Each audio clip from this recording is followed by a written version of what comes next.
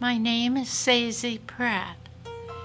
In 1939, I was able to get a scholarship to study at the University of Heidelberg in Germany for the summer.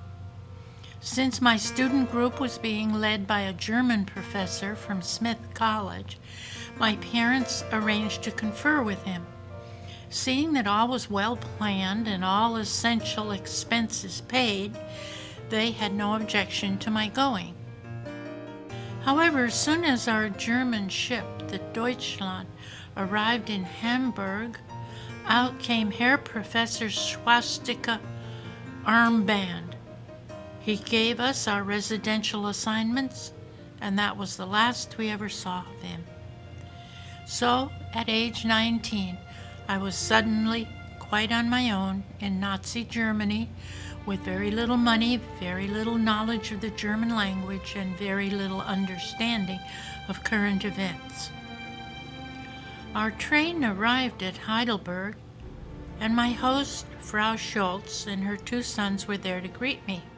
I was the same age as their daughter, who was away working as a governess. The family seemed to take a particular liking to me and treated me almost as another daughter.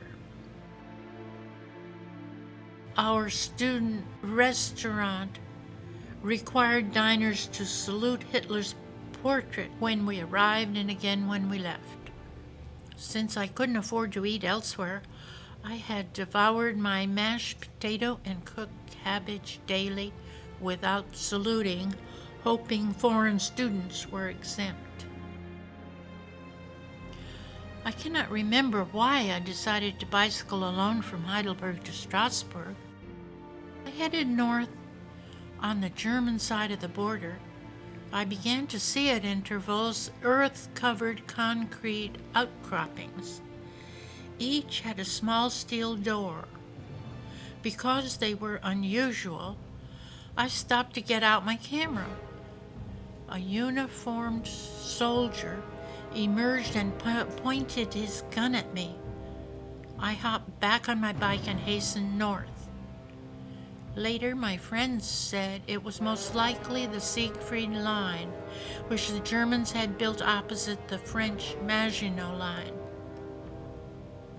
In August 1939, summer school ended with a celebration at the Red Ox pub with beer, singing, and goodbyes. It was then time to leave Heidelberg and bike to Stuttgart, where Marie Wells, my former cabin mate on the ship, was waiting to begin traveling with me. I had seen very little Nazi activity until I visited Munich. The buildings surrounding the big central plaza in Munich were headquarters for the Nazi Party. An American friend of Marie's met us quite by chance at the edge of the square. We saw the SS soldiers performing their vigorous goose-step march while awaiting the appearance of Goering or Goebbels. Maria's friend warned us not to linger in Germany. "Finish up your obligations and head for home," he advised. I went by train as planned to visit my friend Annaliese's mother in Berlin. Then there would be only one item left on my agenda: to pick up my luggage in Hamburg and sail for home in time for college. Frau Pulvermann welcomed me warmly. My German was not all that good, and Frau Pulvermann's English was somewhat weak, but we managed to communicate. Alternately, we talked and listened to the radio. She said it was very important to her to listen frequently.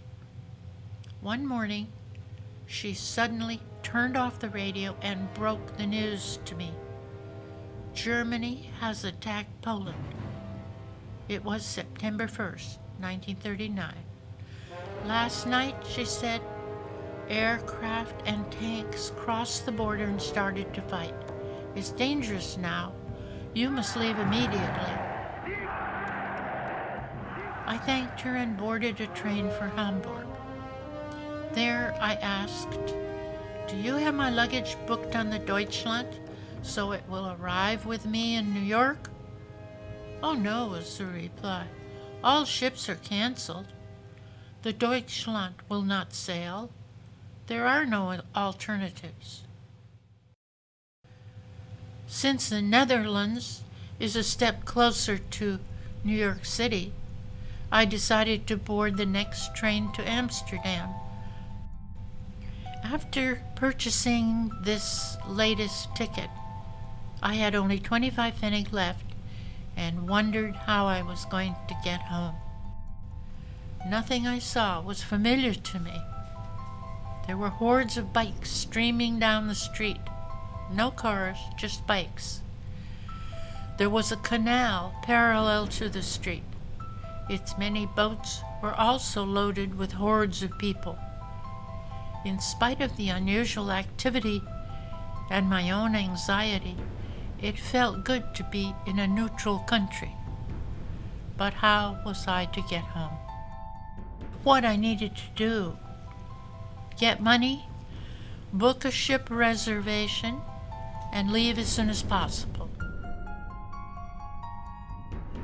The Holland America Line office was in turmoil. After waiting in line, I was fortunate to receive one of the last reservations on the ship Statendam out of the port of Rotterdam. But when the agent learned that I had no money, he was reluctant to keep my reservation. I assured him that I would be able to pay in full by noon. I could see that the situation was indeed dire, and knew that I needed to be both commanding and persuasive. I ran, believe me, I ran to the American Express office. I shouted out, "I need to send a telegram immediately." To my parents, I demanded, "Send $200 immediately, Amsterdam American Express."